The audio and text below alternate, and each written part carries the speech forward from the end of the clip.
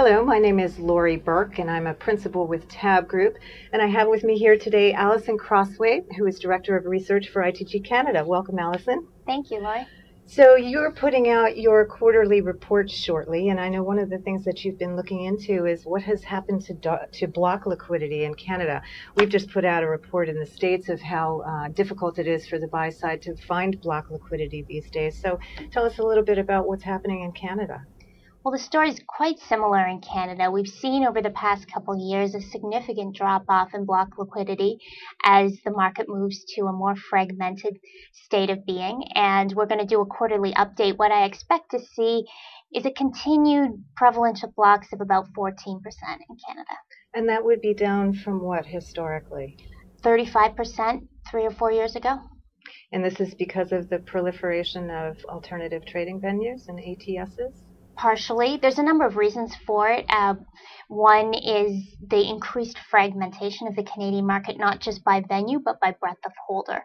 So as commodities have skyrocketed, the world has taken notice. There's more people holding Canadian stocks, and thus getting a block done is more difficult. More difficult to find that block liquidity. So let's talk a little bit about fragmentation. Now, there are 5 ATSs in Canada. Is that correct? And some of them are lit and some of them are dark. So what's happening with that? Is dark liquidity catching on in Canada? Dark liquidity is plodding along, we'll say. There's much discussion about it. There are two official dark pools, Match Now and Liquidnet Canada.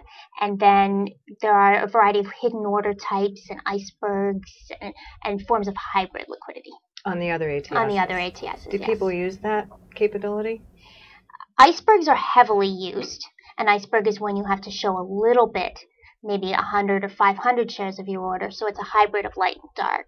Chi-X Canada has a completely hidden order, and there is liquidity there, but it's a burgeoning market. It's not hit its peak yet. So dark liquidity hasn't captured the 12 to 14% market share in Canada that it has here in the States? Not at this point, no. Okay.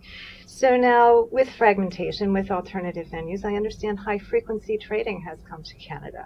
So how do you estimate the percentage of volume these days as high frequency? Well, it's difficult to estimate because we have no hard data, but anecdotally and from what we're seeing in the data, I would guess we're at about 45% in that range.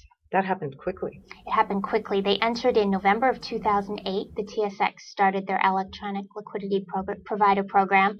Since then, it's just been a big ramp up. And that was a maker-taker pricing program? 45%. So are there particular venues where there is a greater amount of high-frequency trading than others? Well, again, it's difficult to know for sure, but they're primarily in the light venues, and certainly the TSX has quoted them, as have the other competitive light venues. Okay, so they're hitting all of the venues.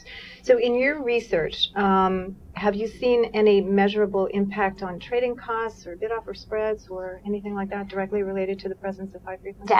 Definitely. I mean, you can't make causal statements, but what we can see is November 2008, this market started to change dramatically, and I attribute that to high frequency. We see the volume on the quote, on the bid and the ask, skyrocket to about 2.5 times what it used to be. Bid-ask spreads have contracted significantly. Intraday tick volatility is down. So we're seeing these market statistics change, and that leads me to believe that's because of the high-frequency players. Very good. Thank you. Thank you very much, Alison Crosthwait, who is Director of Research, ITG Canada. I'm Laurie Berke, Principal with TABB Group. Thank you for joining us.